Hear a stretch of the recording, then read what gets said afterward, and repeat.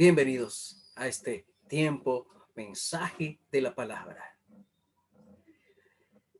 Quería comenzar diciendo que estábamos mirando acerca de Salomón en Eclesiastés. Él dice, yo viví todos los placeres, el licor, y dice, de ningún placer me abstuve, y podía hacerlo. Tenía posesiones, tenía fama, tenía prestigio, tenía plata, tenía oro, tenía muchas mujeres, todo lo que quisiera. Dice la Biblia que él lo disfrutó, pero la conclusión a la que llegó es que lo que realmente vale la pena se encuentra en Dios. Es tener una relación con Dios y una buena relación con Dios. Él lo dijo, temer a Dios y guardar sus mandamientos. Quiero compartir con ustedes una presentación.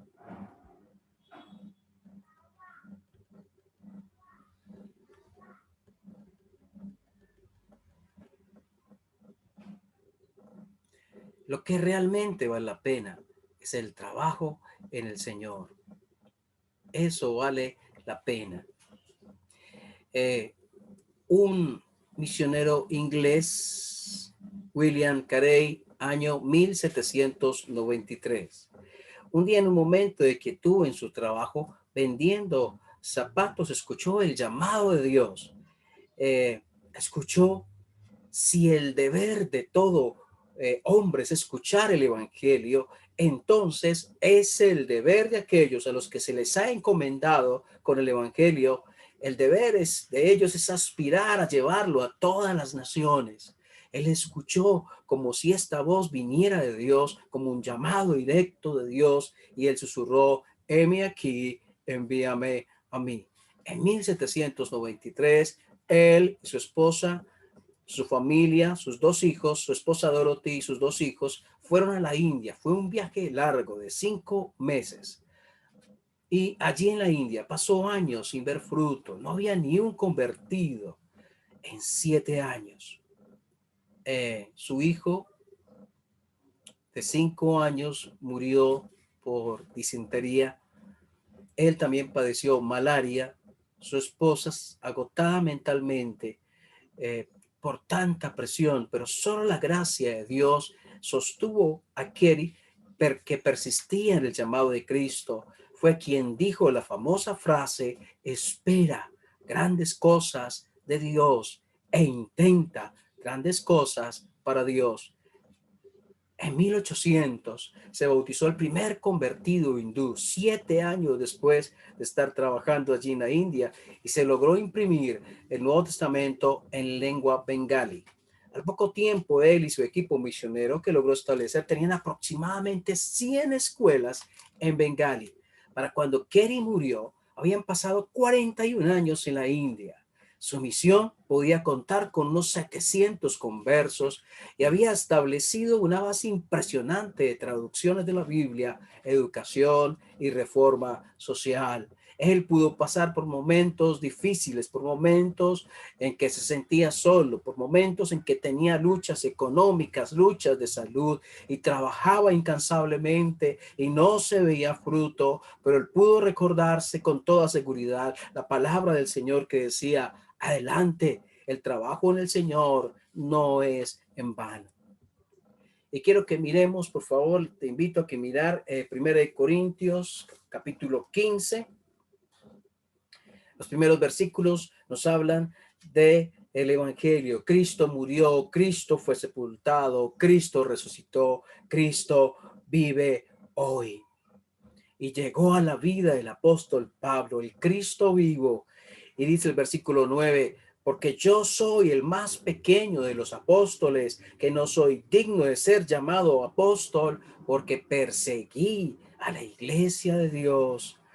Y ahí está Pablo diciendo, versículo 10, pero por la gracia de Dios soy lo que soy, y su gracia no ha sido en vano para conmigo. Antes he trabajado más que todos ellos, pero no yo, sino la gracia de Dios conmigo.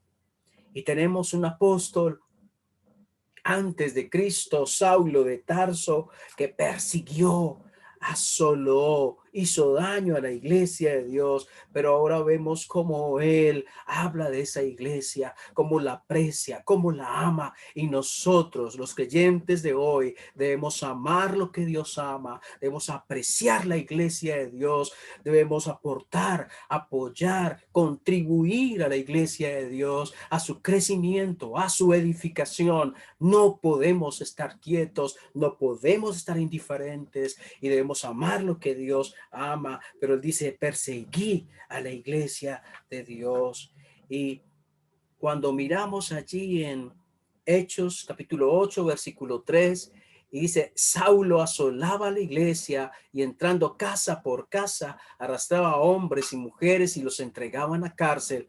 Esa palabra asolar era utilizada en escritos no cristianos, no bíblicos, cuando un hombre era despedazado por fieras. Ese es el sentido de la palabra asolar. Y él asolaba a la iglesia, él hacía daño. Él dice aquí el versículo que no dice solo que llevaba a hombres y mujeres a la cárcel, sino que los arrastraba. Había violencia, hubo muerte, hubo personas creyentes, hijos del Señor y creyentes en Cristo que murieron a causa de que este hombre perseguía a la iglesia de Dios. Pero volviendo allí a Corintios capítulo 15 versículo 10, dice, pero por la gracia de Dios soy lo que soy. Él miraba su pasado, no para encerrarse, no para estar con depresión pensando por qué lo hice y dando y azotándose, no. Él ve su pasado, pero con la fe en la obra de Cristo, creyendo que Cristo pagó por sus pecados y creyendo que Cristo murió por sus pecados, que Él no tenía que pagar ya por ellos, que no tenía que deprimirse por ellos, pero también sí tenerlos en cuenta para decir de dónde me sacó el Señor, de dónde me rescató, dónde estaba y dónde estoy hoy. Por eso dice el versículo 10, pero por la gracia de Dios soy lo que soy. Era un evangelista, un predicador, un misionero, una persona que abría iglesias aquí y allá, que trabajaba en la obra de Dios, pero decía, soy lo que soy por la gracia de Dios. Es Dios quien lo ha hecho, no soy yo, no es mi compromiso, no es mi capacidad intelectual, no es mi seriedad en las cosas de Dios, es Dios trabajando en mí quien lo hace. Por la gracia de Dios soy lo que soy. Y dice, su gracia no ha sido en vano, antes he trabajado más que todos ellos. Por eso no estaba lleno de orgullo, no estaba lleno de soberbia, porque quien hacía todas estas cosas en él y a través de él era Dios mismo, a través de su gracia. Dios obrando a través de su gracia. Y pensando en la gracia del Señor, vemos que la gracia allí en el Nuevo Testamento, la palabra original es charis, que significa favor o bondad, especialmente si no ha sido ganado o merecido. Entonces, favor inmerecido o bondad inmerecida de parte nuestra, inmerecida de parte nuestra, pero dada u otorgada por Dios mismo. Esa es la gracia de Dios. Y pensamos en Efesios 2:8 que dice, pero porque por gracia sois salvos por medio de la fe.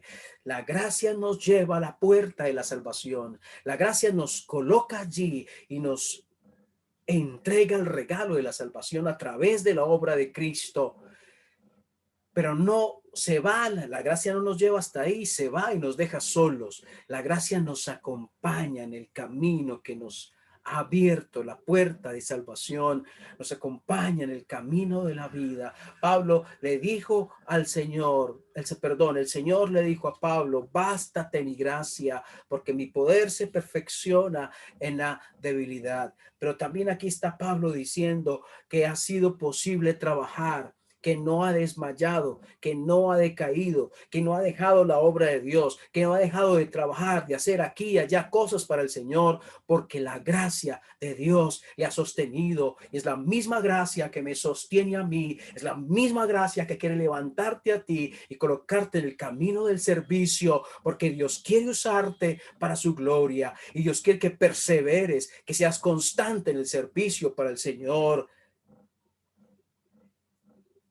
Allí tenemos al Señor obrando por su gracia.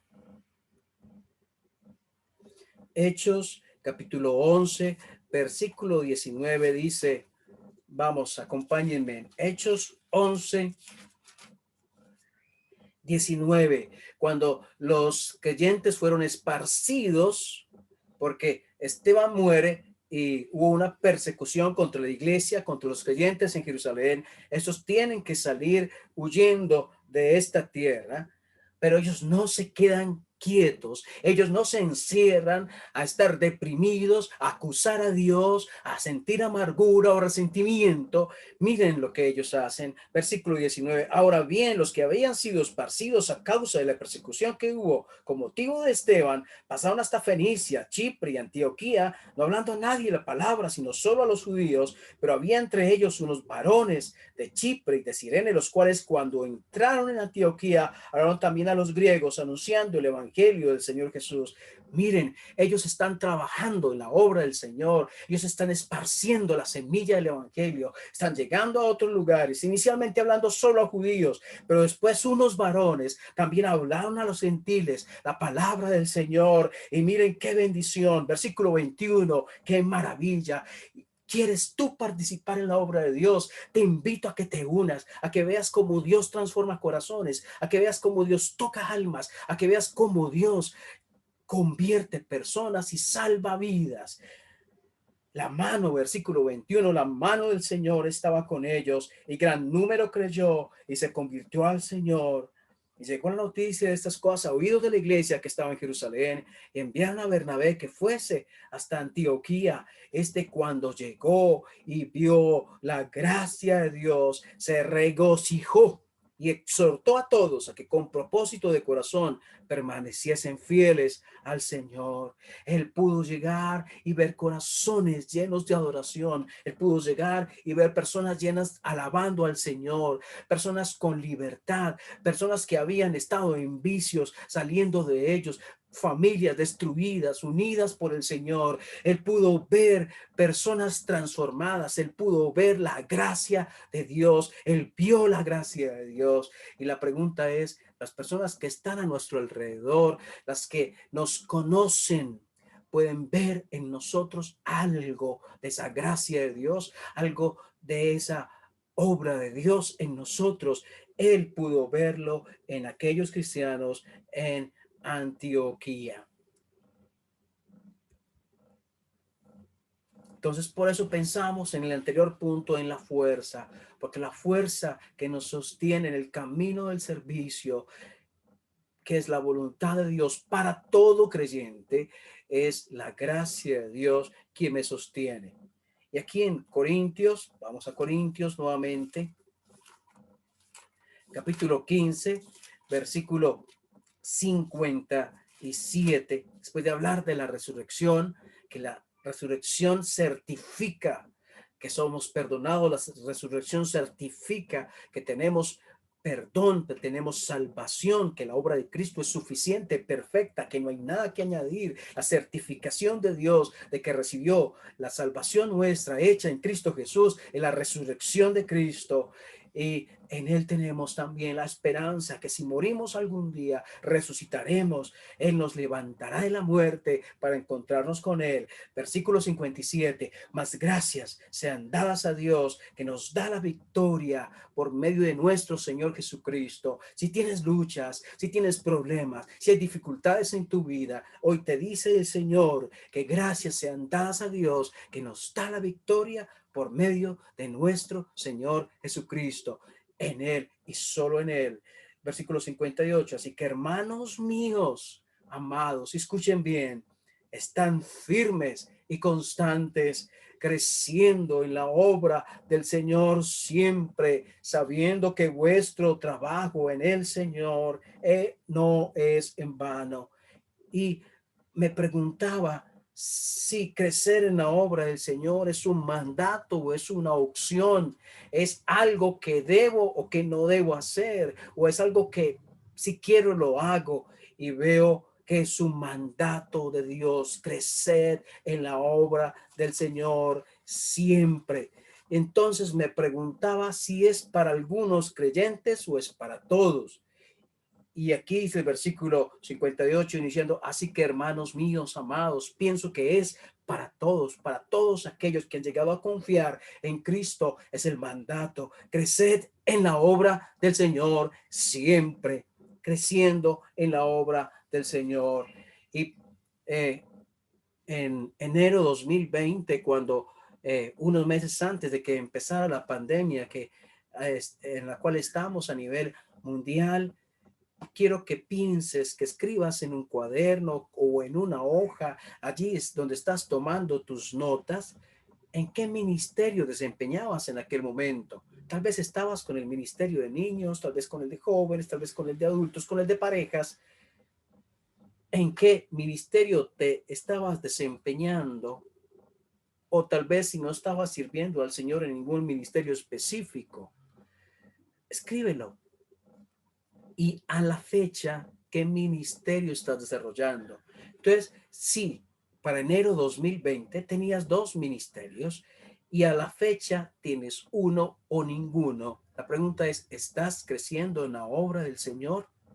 Si en enero 2020 participabas en tres ministerios y a la fecha tienes uno, la pregunta es, ¿estás creciendo en la obra del Señor? Y si no tenías ninguno en enero 2020 y a la fecha tienes un ministerio, te has conectado con un área de servicio, has sido tocado por el Señor, la pregunta es, ¿estás creciendo en la obra del Señor siempre?